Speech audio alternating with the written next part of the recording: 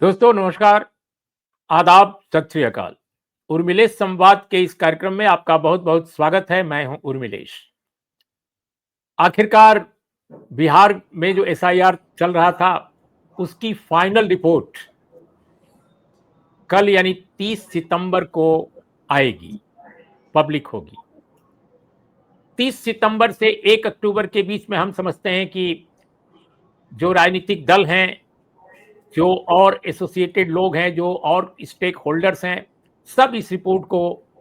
पाने की कोशिश करेंगे और उनके हाथ में होगी रिपोर्ट, ऐसा मैं समझ रहा हूं। बताया जाता है कि ये प्रिंटेड फॉर्म में भी मिलेगी, सीडी, पीडीएफ और अन्य जो इलेक्ट्रॉनिक जो तौर तरीके हो सकते हैं, इलेक्शन कमीशन ने इस तरह का प्रबंध किया है। उस रिपोर्ट के पब्लिक होने के बाद जो इतने दिनों से जिसका इंतजार किया जा रहा था, बिहार में क्या प्रतिक्रिया होगी, देश में क्या प्रतिक्रिया होगी, सुप्रीम कोर्ट में जो केस इस पर चल रहा है और जो लोग याचिका करता हैं उनकी क्या प्रतिक्रिया होगी, जुडिशरी की क्या प्रतिक्रिया होगी, ये सब बात की बात है। लेकिन एसआईआर की रिपोर्ट आने से पहले कुछ आशंका भरे सवाल उठ रहे हैं। आशंका भरे सवाल इसलिए उठ रहे हैं कि राजनीतिक दलों के जो बीएलएज हैं, बीएलए,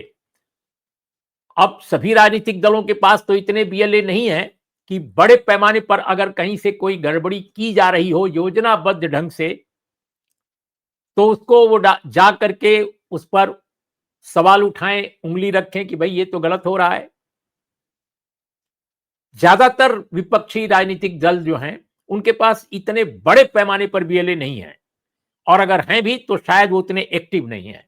माना जाता है कि कांग्रेस के पास, सीपीआईएमएल के पास, इस तरह के जो लोग हैं वो थोड़ा प्रोएक्टिव है, उनके पास है। आरजेडी के पास तो बहुत बड़ी तादाद में हो सकते हैं, लेकिन शायद उतने प्रोएक्टिव नहीं होंगे, ऐसा अनुमान लगाया जा रहा है। ये मेरा अनुमान नहीं है, ज्यादातर ऑब्जर्वर्स ये बात कह रहे हैं। इस बीच में जो सबसे सक्रिय बीएलए की टीम है वो भारतीय जनता पार्टी की है, और पूरे देश में, नॉर्थ इंडिया में तो खास तौर पे है, ये सभी जानते हैं। इस बीच में एक बड़ा खुलासा हुआ है, रहस्योद्घाटन हुआ है, और वो हुआ है चंपारण के, पूर्वी चंपारण के ढाका विधानसभा क्षेत्र में। और इसको रिपोर्टर्स कलेक्टिव नाम का एक संगठन है, मीडिया प्लेटफॉर्म है, मीडिया जो पत्रकार हैं वो उनका एक स्वतंत्र इनिशिएटिव है। उसके दो रिपोर्टर्स ने, आयुषी कार और विष्णु नारायण, इन दोनों लोगों ने जबरदस्त खोजी रिपोर्ट पेश की है, और ठोस तथ्यों के साथ। कोई ये काल्पनिक या कोई ये अपने मन की बात नहीं इन्होंने कही है, जो असलियत है उसको रिपोर्ट किया है और उसके लिए सबूत पेश किया है। अच्छी रिपोर्ट है, जर्नलिज्म इसे कहते हैं। और उसमें पता चला है कि पूर्वी चंपारण के ढाका विधानसभा क्षेत्र में 80,000 एक ही कम्युनिटी के लोगों के नाम रिमूव किए जा रहे हैं, या रिमूव हो चुके हैं, या जुड़े होंगे इन पत्रकारों के प्रयास के बाद। हम नहीं जानते, क्या तो कल पता चलेगा, परसों पता चलेगा। लेकिन ये प्रयास किया जा चुका था कि 80,000 लोगों के नाम गायब हो जाएं, या इसमें मैक्सिमम लोगों के गायब हो जाएं। तो ये क्यों? क्योंकि वो माइनॉरिटी कम्युनिटी के एक तो हैं। तो जो सत्ताधारी जो दल है, जिसके कि वहां पर विधायक भी हैं, अब ये क्यों हुआ है, कैसे हुआ है, इसी विषय पर, और एसआईआर में जो रिपोर्ट आ रही है वो क्या होगी, बिहार के चुनाव से पहले क्या परिदृश्य उभरेगा, इसी पर बातचीत करने के लिए हमने आज आमंत्रित किया है विष्णु नारायण को। विष्णु नारायण ही वो व्यक्ति हैं जो आयुषी कार के साथ मिलकर रिपोर्टर्स कलेक्टिव के लिए पूर्वी चंपारण के ढाका विधानसभा क्षेत्र की वो रिपोर्ट उन्होंने पेश किया है। विष्णु, आपका बहुत बहुत स्वागत है हमारे इस कार्यक्रम में। धन्यवाद सर। अपने इस ब्यौरेवार थोड़ा इंट्रोडक्शन के बाद मैं आपसे सीधे ये जानना चाहूंगा कि आप लोगों ने जो रिपोर्ट लिखी है, क्या उस रिपोर्ट को किसी ने, खासकर सत्ताधारी जो वहां का दल है, मुख्य पार्टी भारतीय जनता पार्टी जो सबसे बड़ी पार्टी है, क्या उनका कोई कॉन्ट्रडिक्शन, कोई नाराजगी, या ये कि नहीं ऐसा नहीं हुआ है, ऐसा कुछ आया है अब तक, या उन्होंने स्वीकार किया है कि 80,000 लोगों के नाम वहां से रिमूव हो रहे हैं? नहीं सर, इस संदर्भ में चूंकि हमने हर स्टेक होल्डर इसमें सबसे पहल जब प्रेस कॉन्फ्रेंस किया, फैसल रहमान जो कि पूर्व विधायक भी रहे हैं, और इस बीच आपने देखा हो कि राहुल गांधी और तेजस्वी यादव जब वोटर अधिकार यात्रा निकाल रहे थे तब वो ढाका में उन्होंने स्वागत किया था, एक बड़ा कार्यक्रम हुआ वहां पर। और उसके बाद प्रेस कॉन्फ्रेंसेस जो हैं अलग अलग मीडिया प्लेटफॉर्म्स को उन्होंने अपने तरीके से बुला करके उनके सामने जो तथ्य रखे, तो उसके बाद से कि 80,000 करीब 80,000, 78,000 कुछ 300 करीब नाम है, और वो अधिकांश जो है उसमें मुस्लिम मतदाता हैं, या फिर ऐसे नाम जिनको अगर आप देखें तो आप शायद कंफ्यूज हो जाएं कि ये हिंदू हैं या मुसलमान, इस तरीके के टाइटल्स। तो प्रथम दृष्टया यही दिखाई पड़ता है कि वो ऐसी कोशिशें होंगी कि आप एक डेटा आपके पास हो और आप उसको एक तरीके से कैटर करें, और जब आप उसको निकालें तो एक तरह के नाम जब जाहिर हो जाते हैं तो उसमें बीएलओस तक के नाम, उसमें वो सारे लोग जो दूसरी या तीसरी पीढ़ी तक के नाम हैं, वो लोग जो कि किन्हीं न किन्हीं गांव के या ग्राम पंचायत के प्रधान हैं, सरपंच हैं, उन सब के नाम, या फिर इतनी बड़ी आबादी होगी तो कई पत्रकार भी होंगे ब्लॉक स्तर के, पंचायत के स्तर के, तो उन तक का नाम जो है वो उन्होंने उस पर आपत्ति जो है एक तरीके से दी। और प्रत्यक्ष तौर पर वो उनके नाम की नहीं है, उनके पीएपीएस या फिर किन्हीं लोकेश के नाम से जिनको हमने खोजने की बहुत कोशिश की और अलग अलग तरीके से पता करने की कोशिशें की। चूंकि भारतीय जनता पार्टी है तो उसका अपना अलग अलग संगठन है। जैसे आप मोतिहारी जो कि पूर्वी चंपारण जिला कहा जाता है, और उस जिले के भीतर ढाका विधानसभा आती है अगर ज्योग्राफिकली देखें तब। लेकिन भारतीय जनता पार्टी का संगठन जिस तरीके से काम करता है, तो जैसे तिरहुत प्रमंडल है जो कि मुजफ्फरपुर उसका केंद्र कहा जाता है, मगर तिरहुत के आसपास मोतिहारी भी जो है तिरहुत के इलाके में आता है अगर बिहार के लिहाज से बात करें तो। और ढाका जो है अपने आप में सांगठनिक एक जिला है, तो उस जिले को भी जो है हमने अपने तरीके से जो उसके संगठन के जिलाध्यक्ष हैं सुनील सैनी, उनसे बात किया कि आप ऐसे किसी व्यक्ति को जानते हैं जिन्होंने ये आपत्ति आप लोगों के हवाले से, आप लोगों की पॉलिटिकल पार्टी जो कि भारतीय जनता पार्टी है उसके लेटर हेड पर है, तो उन्होंने इससे जो है अपने आप को किनारे किया। लेकिन हमने इस संदर्भ में लगातार कोशिशें की कि जो स्थानीय विधायक जिन पर कि विपक्ष का सीधा आरोप है कि वो नाम कटवा रहे हैं, उस नाम को कटवाने को लेकर के आप अगर जाएं तो वहां एक तरीके का केओस, कंफ्यूजन और पैनिक भी है लोगों में। जो लोग भी ये जान सुन रहे हैं, कहीं से उनको पता चल रहा है कि हमारे नाम पर जो है, और हमारी भारतीय नागरिकता पर सीधे सवाल खड़े किए जा रहे हैं, तो वो लोग हमसे ही सवाल पूछने लगते जब हम जाकर के उनसे ये पूछें कि और ये लगभग, क्योंकि इस बीच सबके पास मोबाइल फोन है और पॉलिटिकल पार्टियां अपने तरीके से सक्रिय भी हैं, वहां विधायक रहे भी हैं फैसल रहमान, या उनका संगठन है अपने तरीके से, उनके पिता भी वहां से जो है विधायक रहे और मंत्री वगैरह भी रहे। तो दोनों ओर से कोशिशें, तो हमने पवन जायसवाल से जो कि स्थानीय विधायक हैं उनसे कई बार संपर्क करने की कोशिश की, यहाँ वहां से जहां तहां से लगातार हम फोन करते रहे, और जब हमारा फोन नहीं उठा तो फिर हमने उनको वाया कहीं से मैसेज भिजवाया, और फिर फोन उठा भी तो हमने जब उनसे कही कि आपको लेकर के जो आपका विपक्षी धड़ा है वो इस तरीके की बातें कह रहा है और आप भी अपनी ओर से ये कह रहे हैं कि 40,000 हिंदू नामों को कटवाने की, तो क्या हम देख सकते हैं, आपसे कहीं मिल करके बैठ करके बात हो सकती है। तो उनका यह कहना था कि इसमें जो है दिल्ली और पटना इतना इंटरेस्टेड क्यों है,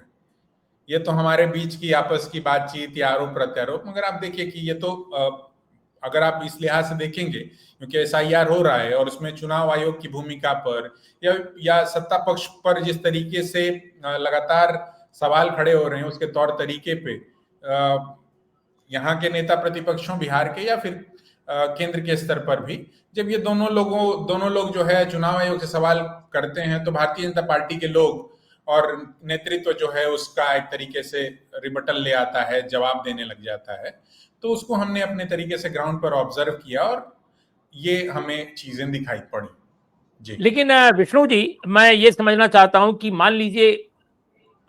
कोई 40,000 को या 60,000 को या 78,000 को या 80,000 को रिमूव करा रहा है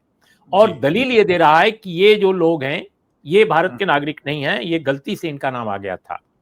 या जी। कोई ये कह रहा हो कि ये तो इसमें से 30,000 जा चुके हैं, 40,000 नहीं है, या कुछ मर चुके हैं।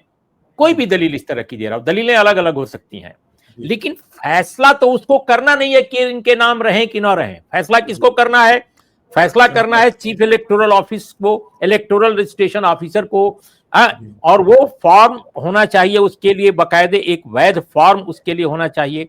तो क्या ये जो फॉर्म है ये उसमें लिस्ट किया गया है फॉर्म में? क्या इन लोगों के नाम उस फॉर्म में लिस्ट करके जो इलेक्टोरल रजिस्ट्रेशन ऑफिसर है उस तक पहुंचाया गया है ईआरओ के यहाँ? और ईआरओ से क्या आप लोगों ने कंफर्म किया है कि उन जी। नामों पर कोई फैसला हुआ या नहीं हुआ? क्या आपने उसको कंसीडर किया जो आया था कथित तौर पे किसी पार्टी की तरफ से? हम किसी पार्टी का नाम अभी नहीं ले रहे हैं, पता नहीं किस पार्टी की तरफ से कितने लोगों का आया हो, वी डोंट नो। तो ऐसे में क्या उनका कहना था इलेक्टोरल ऑफिसर्स का? ईआरओ से जब हमने इस संदर्भ में बात की, क्योंकि दोनों तरफ से एक तरीके की बात है कि भारतीय जनता पार्टी के लेटर हेड पर आपको आया या फिर जो उनके एपीएस की ओर से आया, तो बोला कि हाँ हमारे पास आया, और मगर हमने इसको एक तरीके से सिरे से नकारा है और ये कहा कि यदि आपकी आपत्तियां हैं भी तो आप जो है इसको इस तरीके से, मगर ये बात है कि चुनाव आयोग ने उस पूरे ग्राउंड पर, उस पूरी विधानसभा में तो एक तरीके कंफ्यूज कियोस है ही कि पॉलिटिकल पार्टियां अपने तरीके से दावेदारी कर रही हैं या फिर दूसरी ओर से भी कुछ कुछ कहा जा रहा है। तो कम से कम प्रशासन को इतनी बड़ी कॉन्स्टिट्यूएंसी को एड्रेस करना था कि यदि आपकी नाम कट रहा है कि पंचायत के स्तर पर कंफ्यूजन है, केओस है, फर्स्ट टाइम वोटर जिसने वोट किया अब उसके सामने एक तरीके का कंफ्यूजन है कि उसके, ये तो जानने को तो सब जान गए, क्योंकि कोई ये कोई दबी छिपी बात दिल्ली और पटना के लिहाज से भले हो कि बहुत छोटी सी बात लग रही हो, मगर एक विधानसभा के स्तर पर अगर 80,000 नामों के कटने की बात और उन्हें कह दिया जाए कि नागरिकता ही आपको, आप भारतीय नागरिक नहीं है, तो ऐसे में तो बड़े सवाल खड़े होते हैं। तो वहां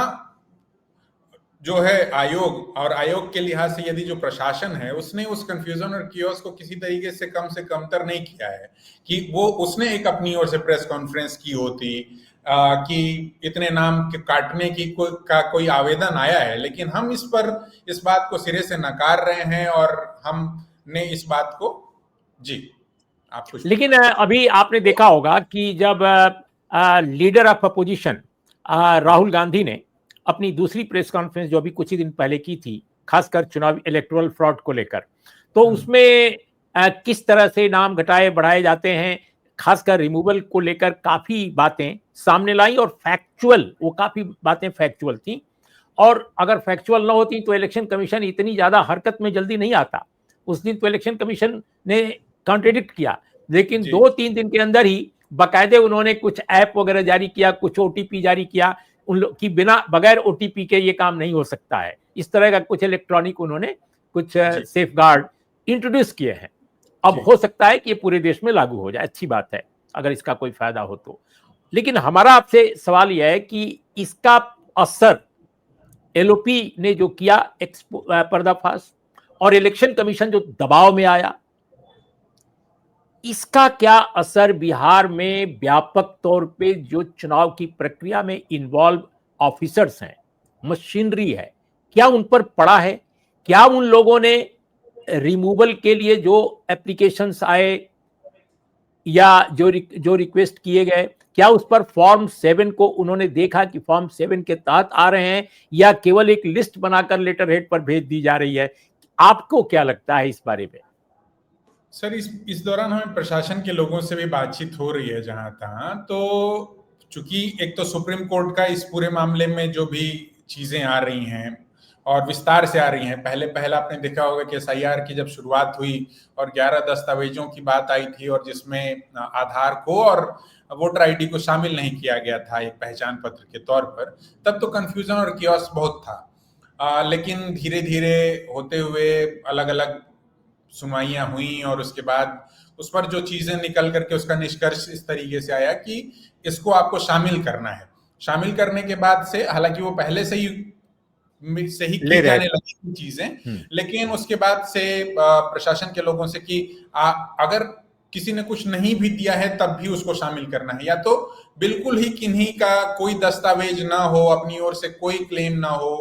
तभी नाम काटने की बात, अन्यथा जो है वो नाम शायद ना ही कटे। तो ये चीजें दिखाई पड़ रही हैं अब तक, जो कि हम अलग अलग प्रशासन के लोगों से बात कर रहे हैं, विशेष तौर पर एसडीएम जो कि इस पूरी प्रक्रिया के लिए अपेक्षाकृत जिम्मेदार हैं, उनसे। जी, तो जो अब एक जरूरी जो सूचना जो आम लोगों के लिए जो हमारे कार्यक्रम को देख रहे हैं उनके जी लिए आप, क्योंकि लोगों में उत्सुकता होगी कि ये 30 तारीख को जो लिस्ट आ रही है जिसको जी। फाइनल वोटर लिस्ट कहा जा रहा है, हम्म। कल्पना कीजिए कि ढाका में,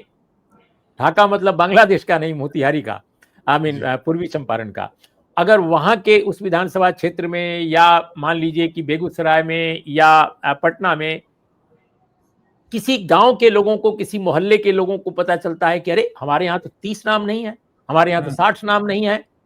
तो वैसी स्थिति में क्या कोई प्रावधान है कि इस लिस्ट में फिर कैसे वो नाम डलवा सकते हैं या नहीं डलवा सकते हैं? अंतिम ये फाइनल लिस्ट है, क्या क्या इस लिस्ट में नाम जोड़े जा सकते हैं या नहीं? अगर जोड़े जा सकते हैं तो उसका क्या तौर तरीका होगा? जी।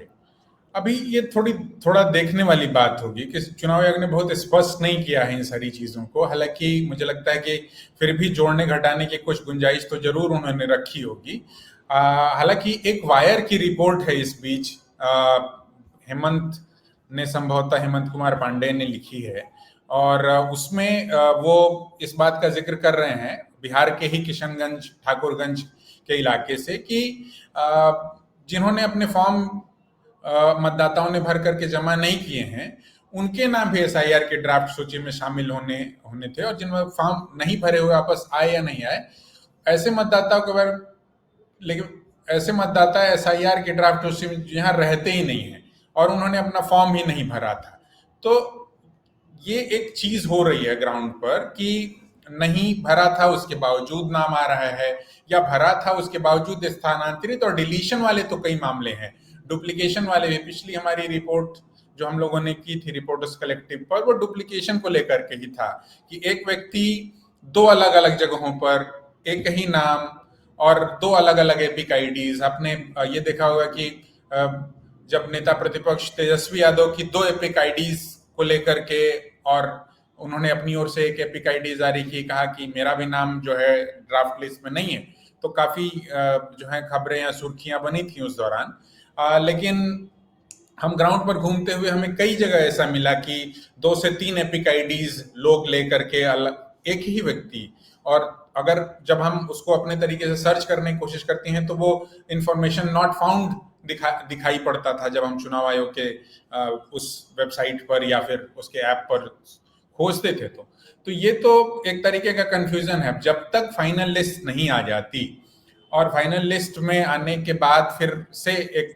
तौर तरीका देखा जाएगा कि किन्हें शामिल किया गया है। पॉलिटिकल पार्टियां भी लगी हैं, बीएलएस भी अलग अलग पॉलिटिकल पार्टियों के जो रजिस्टर हुए हैं। इसके अलावा जैसे कि आरजेडी के लिए आपने जिक्र किया ही कि आरजेडी इसको लेकर के जिस तरीके से एक उस के भीतर उतनी सीरियसनेस नहीं दिखाई पड़ती, मगर इस बीच हमने देखा कि वो लोग अपने बीएलएस को वो ट्रेन कर रहे थे, और पार्टी कार्यालय में, क्योंकि ये भी इंफॉर्मेशन जो हमारे पास आई उसमें जो ढाका के बीएलए थे उनकी बड़ी भूमिका रही कि वो वहां की जो पूर्व विधायक रहे हैं उनके साथ अटैच होकर के उनके सलाहकार राजनीतिक के तौर पर भी काम करते हैं वो, मगर वो बीएलए भी हैं, और बीएलए 1 है, बीएलए 2 इन सबको अपने तरीके से, क्योंकि ये सारे लोगों के नाम जो है चुनाव आयोग के पास जाएंगे, क्योंकि वो जो लोग रजिस्टर्ड होंगे वही लोग फिर शायद बहुत सारी चीजें, या उनसे हो सकता है चुनाव आयोग अपने तरीके से संवादरत होगा, या उनको उनसे कुछ इंफॉर्मेशन, या उनको ही एक तरीके से एक्नॉलेज करेगा बाद के दिनों में भी। तो और लेफ्ट की पॉलिटिकल पार्टियां हैं वो अपने तरीके से थोड़ा बीएलएस को ट्रेन करती हैं। तो आपको लगता है कि फाइनल लिस्ट आने के बाद भी जो मतदाताओं के नाम छूट गए होंगे या जिन्होंने फॉर्म भरा होगा लेकिन इसके बावजूद उनके नाम इंक्लूड नहीं हो पाए होंगे, वो इलेक्टोरल रजिस्ट्रेशन ऑफिस में जाकर या वहां के चीफ जो इलेक्शन ऑफिसर्स होंगे कलेक्टर साहब जो होंगे या एसडीओ साहब जो लोग होंगे, उन तक जाकर वो अपने नाम को जोड़ने का एक तरह से एप्लीकेशन दे सकते हैं, या वो असर्ट कर सकते हैं कि साहब हमारा नाम क्यों नहीं आया। ये आपको लग रहा है कि एक प्रावधान ये है उपलब्ध? जी हाँ, ये होना चाहिए। जी, होना चाहिए। जी जी, मुझे लगता है कि इसी टिप्पणी के साथ हम आज के कार्यक्रम का समापन कर सकते हैं, क्योंकि एक और बहुत महत्वपूर्ण याद आ रही है मुझे कि इलेक्शन जो पिटीशन सॉरी इस एसआईआर को लेकर जो पिटीशन सुप्रीम कोर्ट में गया, उसमें जस्टिस सूर्यकांत ने एक टिप्पणी की थी शुरुआती दौर में ही कि अगर हमें पता चला कि किसी के नाम हटाए गए हैं और ऐसा एक भी नाम अगर मिल गया या कुछ नाम इस तरह से मिल गए, कुछ इस तरह की भाषा में उन्होंने कहा कि हमें 10-20 या इस तरह के नाम मिल गए, तो हम पूरे एसआईआर को रिजेक्ट कर देंगे। इस तरह की बात उन्होंने शुरू में की थी। अब मैं नहीं जानता कि इस फाइनल लिस्ट के आने के बाद उनका